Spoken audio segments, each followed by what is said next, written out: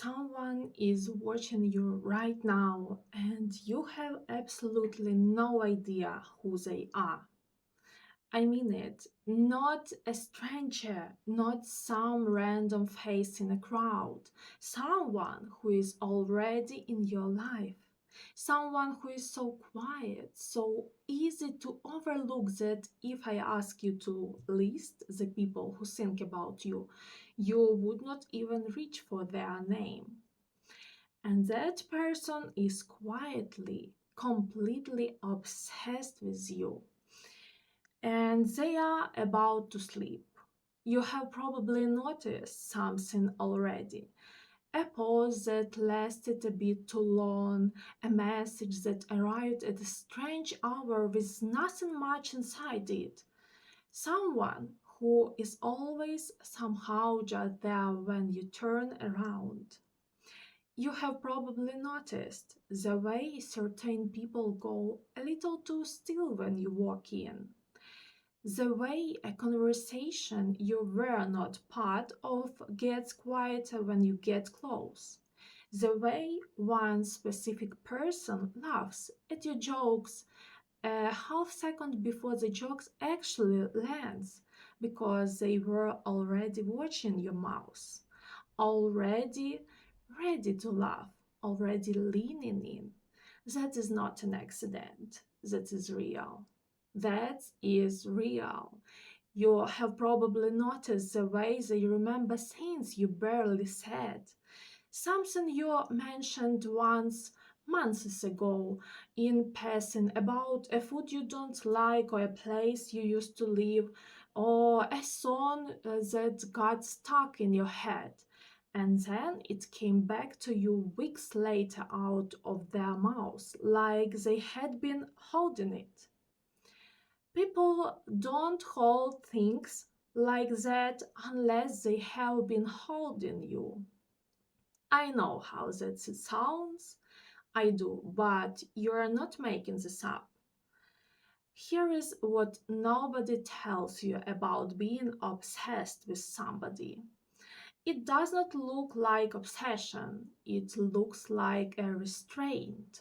It looks like a person who is very, very carefully around you.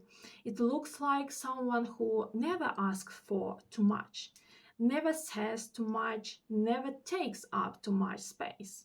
Because they are terrified that if they took up even 1 inch more than they were given, you would see the whole thing and it would end. So they stay small, they stay useful, they stay easy. Let me be really specific. Think of a specific moment. Maybe it's a Tuesday, late afternoon. You are somewhere ordinary, the kind of place you don't even see anymore. And you say something offhand, something you will forget by dinner. And there is a person nearby who goes completely quiet. Their whole body settles. And they are not just hearing you, they are recording. They are taking that sentence home with them and they will be turning it over at midnight while they are brushing their teeth, wondering what you meant, wondering if you meant anything. That is the person I am talking about. Here is what most people don't understand. The ones who fall the hardest are almost never the loud ones. The loud ones tell you. The loud ones flirt and posture and make sure you know it costs them nothing. But the quiet one, the one you barely notice, they have done math on you. They know what days you are tired. They know what your face does right before you are about to be polite instead of honest. They know the difference between your real laugh and the other one. They know the moment after a laugh when your face settles into something heavier. They have seen that, and they have never once asked you about it because they were afraid you had feel exposed. That is not nothing. That is devotion kept in a locked room. And they have been keeping it locked for a long time, longer than you had guessed. 6 months is a year, maybe from the very first day, and everything since has just been them getting better at hiding it. And they have been counting the days without knowing. Now, here is where it changes because something shifted in you and they felt it before you did. You stopped explaining yourself. Somewhere along the line, you got tired of over clarifying, tired of managing how you came across, tired of shrinking your sentences so nobody could get the wrong idea. You started saying the shorter version. You started letting the silence sit there. You started leaving rooms before you were ready to be liked. And that did something. You have not become someone different. You just stopped hiding. But to a person who has been quietly memorizing you, that is like the ground moving. Because the old you was reachable. The old you would overgive, overanswer, stay a little too long.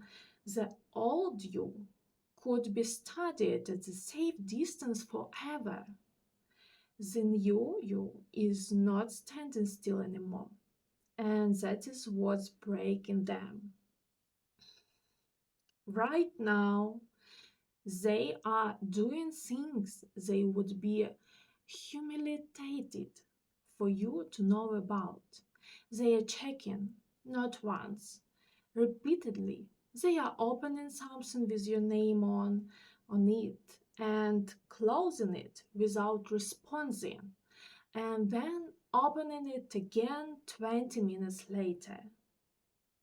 They are replaying a conversation you had, a completely unremarkable one, looking for a moment when you might have meant something. They are rehearsing. This is the part people don't admit. They have full conversations with you in their head, in the car, in the shower, whole speeches where they finally say it. And it goes perfectly. And you look at them the way they need you to look at them. And then they see you in real life and they say something about the weather. They are not nervous because you are intimidating. They are nervous because you are becoming unavailable and they can feel the door closing on a room they never had the courage to walk into. Not because they don't care, because they care too much. They are not reacting to who you are, they are reacting to what you are reflecting back at them, which is the person they have been too scared to be. And that is why they are about to sleep. Because pressure does not stay quiet forever. It builds and builds, and it looks like nothing right up until the second before it is not nothing. It's a pre-boil moment, perfect stillness, and then the whole surface breaks at once. It will be small, it will be something they can't take back and can't explain. A sentence that comes out heavier than they planned. A message sent at 1 a.m. that says almost nothing and gives away everything. a moment where they look at you a half second too long and they know that you saw it, and they will feel their whole face go hot. They will apologize, or they will go strange and formal, or they will disappear for a few days. That is the sleep, and it's coming. So, here is what I want you to hear, and I want you to hear this part clearly. Let them sleep. You don't have to care them, you don't have to soften it or smooth it over or pretend you did not notice so that they can keep their dignity intact. That is not your responsibility. It was never your responsibility.